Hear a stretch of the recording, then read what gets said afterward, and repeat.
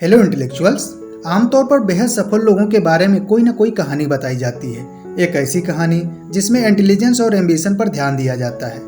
Outliers में Malcolm ग्लेडवेल तर्क देते हैं कि सफलता की सच्ची कहानी बहुत अलग होती है, और अगर हम यह समझना चाहते हैं कि कुछ लोग ही क्यों सफल होते हैं तो उनके बारे में ज़्यादा जानकारी जुटानी चाहिए। इन आउटलायर्स की कहानी पढ़ के हम इन सवालों के जवाब ढूंढने की कोशिश करेंगे। तो सबसे पहले कैनेडियन हॉकी की सक्सेस स्टोरी को समझने की कोशिश करते हैं। हॉकी कनाडा का पॉपुलर स्पोर्ट है। वहाँ के लड़के इसे किंडरगार्टन से ही सीखना शुरू कर देते हैं। इसके बाद हर आयु वर्ग के लिए लीग होती है, मगर सवाल ये है कि अपने नेशनल टीम के लिए बेस्ट प्लेयर कैसे चुनते हैं। और आपको जानकर हैरानी होगी कि ज़्यादातर हॉकी प्लेयर्स जनवरी से मार्च के बीच पैदा हुए लोग हैं। तो ऐसा क्यों है? ऐसा इसलिए है कि हॉकी कोच क्लास के सबसे बड़ी एज वाले लड़कों को ही चुनते हैं। जैसे कि मान लीजिए कोई लड़का दिसंबर में पैदा हुआ है तो उसे टीम में नहीं चुना जाएगा। बड़ी एज वाले लड़के फिजिकली ज़्यादा मजबूत होते हैं, इसलिए उन्हें चुना जाता है। जो लड़के एज में बड़े होते हैं उन्हें कोच ट्रेनिंग देता है, उन्हें बाकियों से 3 गुना ज़्यादा प्रैक्टिस करनी पड़ती है। और यही सिलेक्शन प्रोसेस बाकी खेलों के लिए भी है। एज डिफरेंस ओलंपिक्स में भी मायने रखती है। साल के अंत के महीनों में पैदा हुए बच्चों का टैलेंट अनदेखा ही रह जाता है, और यदि उन्हें भी बराबर मौका दिया जाए तो हो सकता है इनमें से भी कोई सक्सेसफुल एथलीट बन जाए। रॉजर ब्रांसली नामक एक कनाडियाई मनोवैज्ञानिक ने इस पर सबसे पहले ध्यान आकर्षित किया। उन्होंने पाया कि हॉकी के किसी भी टीम के बेस्ट प्लेयर में से 40% प्लेयर जनवरी और मार्च के बीच पैदा हुए थे, 30% अप्रैल से जून के बीच, और 20% जुलाई से सितंबर के बीच, और केवल 10% अक्टूबर से दिसंबर के बीच। तो आपने देखा, किसी बड़े प्लेयर्स की सक्सेस उसके टैलेंट के साथ साथ उसके जन्म पर भी निर्भर करती है। और साल के अंत में पैदा हुए लोगों के पास टैलेंट होते हुए भी टीम का हिस्सा नहीं बन पाए। अब हम बात करेंगे अगले पहलू पर, जो है 10,000 घंटों का नियम। 1990 में बर्लिन की एलिट एकेडमी ऑफ म्यूजिक के मनोवैज्ञानिक एंडरसन एरिक्सन ने अपने ही सहकर्मियों के साथ एक स्टडी की, जिसमें साइकोलॉजिस्ट का यह ग्रुप यह पता लगाना चाहता था कि प्रैक्टिस और टैलेंट में से सक्सेस के लिए कौन ज़्यादा जरूरी है। क्या कोई म्यूजिशियन अपने टैलेंट की वजह से ही इतना अच्छा कर पाते हैं, या फिर यह उनकी प्रैक्टिस का नतीजा है? साइकोलॉजिस्ट ने यह पाया कि जो स्टूडेंट जितना ज़्यादा टाइम प्रैक्टिस में लगाते हैं वे इतना ही अच्छा वायलिन बजाते हैं। यही स्टडी पियानिस्ट पर भी की गई। जो एमेच्योर थे उन्होंने बचपन में सिर्फ 2000 घंटे की प्रैक्टिस की थी, मगर प्रोफेशनल लोग हर साल अपने प्रैक्टिस का टाइम बढ़ा देते थे, और 20 साल का होते होते उन्होंने कुल 10,000 घंटों की प्रैक्टिस कर ली होती थी। और मनोवैज्ञानिकों को पता लगा कि इसमें नेचुरल टैलेंट जैसी कोई बात नहीं है। ऐसी कोई म्यूजिशियन नहीं हुआ जो कम प्रैक्टिस करके भी बेस्ट म्यूजिशियन बना। इस प्रकार यह कहा जा सकता है कि किसी भी चीज़ में वर्ल्ड क्लास बनने के लिए आपको कम से कम 10,000 घंटे की प्रैक्टिस तो करनी ही पड़ेगी। लेकिन क्या 10,000 घंटे का नियम सफलता का आम नियम है? या अगर हम हर बेहद सफल व्यक्ति की सफलता को ध्यान से पढ़ें तो हॉकी टीम की तरह किसी खास अवसर का लाभ इन्हें भी मिला हो? आइए 2 उदाहरणों से इस अवधारणा की जांच करते हैं। सरलता के लिए हम जाने पहचाने नाम चुनते हैं, जिसमें पहला है बीटल्स, जो सबसे मशहूर रॉक बैंड में से एक है, और बिल गेट्स, जो संसार के सबसे अमीर व्यक्तियों में से एक हैं। पहले हम बीटल्स की सक्सेस को जानेंगे। 1960 की बात है। उस वक्त बीटल्स सिर्फ एक हाई स्कूल बैंड हुआ करता था। उन दिनों हैम्बर्ग में स्ट्रिप्स क्लब्स की भरमार थी।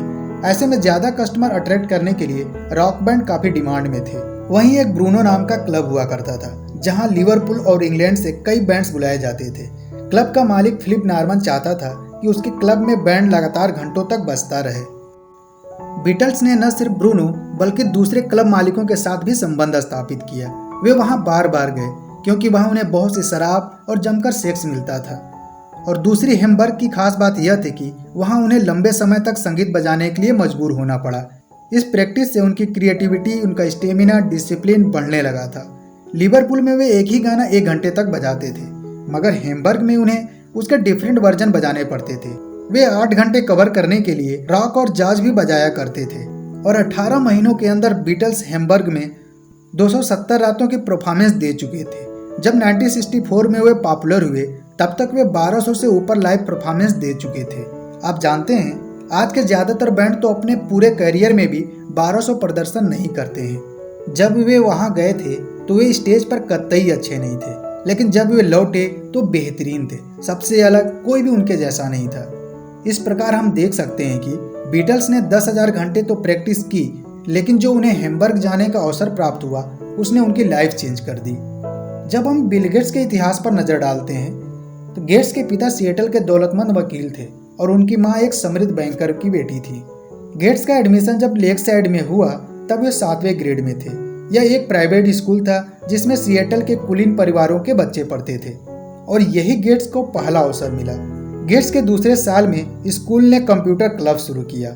1960 के दशक में तो ज़्यादातर कॉलेजों में कंप्यूटर क्लब नहीं होते थे और जहाँ थे भी वहाँ उस सिस्टम को यूज किया जाता था जिसमें कंप्यूटर कार्ड लगते थे, जिसकी वजह से प्रोग्रामिंग करना बहुत ईजी नहीं था।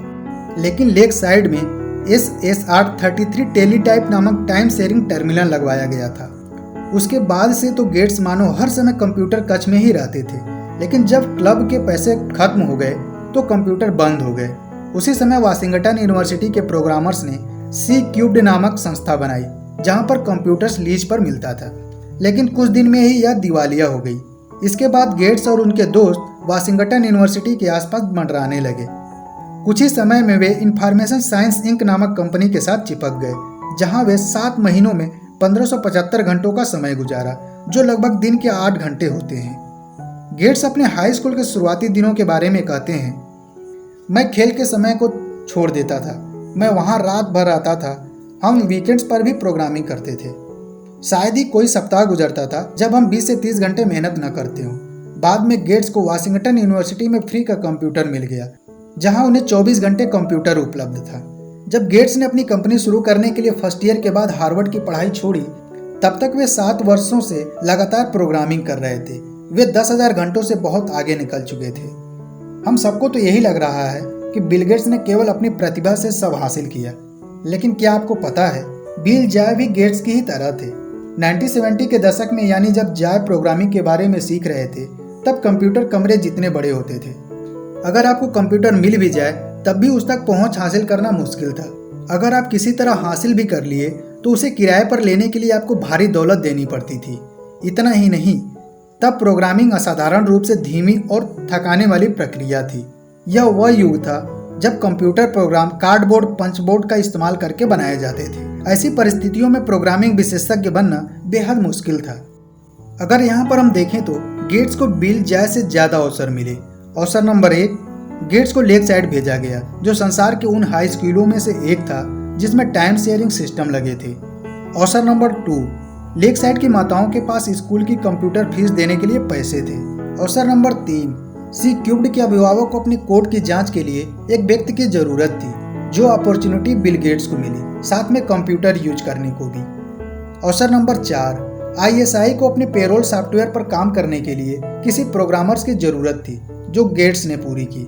अवसर नंबर 5, गेट्स वाशिंगटन यूनिवर्सिटी पैदल जाकर कंप्यूटर यूज कर सकते थे, क्योंकि वह घर के काफी पास था। और भी कई अवसर मिले और इन सारे अवसरों में एक बात आम थी, इन्होंने बिल गेट्स को अभ्यास करने का अतिरिक्त समय दिया। हम इंडिविजुअल अचीवमेंट देखने में इतने खो जाते हैं कि हम पैटर्न नहीं देख पाते। पर्सनल कंप्यूटर के रिवॉल्यूशन के दौर में पैदा होने की सही उम्र 1955 में पैदा होने वालों की थी, क्योंकि 1975 में यह जनरेशन सीधे कॉलेज से निकल कर आई थी। उनके पास अपॉर्चुनिटी थी कि मॉडर्न कंप्यूटर के फील्ड में पॉसिबिलिटी एक्सप्लोर कर सकें। बिल गेट्स 28 अक्टूबर 1955 में पैदा हुए थे, पॉल एलेन 21 जनवरी 1956 में और स्टीव जॉब्स 14 फरवरी 1955 में। अब हम दूसरे पैटर्न पर फोकस करते हैं। ये वो लोग थे जो अमेरिका के सबसे पहले 75 अमीर लोग थे, जिनका जन्म 1830 से 1840 के बीच हुआ था। क्या उनके अमीर होने के पीछे कोई इत्तेफाक था? नहीं, इसके पीछे एक जो बड़ी वजह है वह है 1860-1870 के समय अमेरिका की इकोनॉमी में बहुत बड़े बदलाव आए थे। स्टील मैन्युफैक्चर होने लगा था और रेल रोड्स कंस्ट्रक्ट हो रहे थे। इस लिस्ट में शामिल सारे आउटलायर्स को इस इकोनॉमी बूम का पूरा फायदा मिला। इस प्रकार हम कह सकते हैं कि किसी भी आउटलायर्स की सक्सेस सिर्फ उसके प्रतिभा पर निर्भर नहीं करती, बल्कि बहुत सारे अवसर भी जिम्मेदार होते हैं जो उन्हें मिलते हैं। आशा करता हूं कि आपको यह समरी अच्छी लगी होगी। अगर ऐसा है तो लाइक, कमेंट और चैनल को सब्सक्राइब करना न भूलें, ताकि आपको ऐसी और भी समरी मिलती रहे। तो मिलते हैं आपसे नेक्स्ट वीक, तब तक के लिए जय हिंद।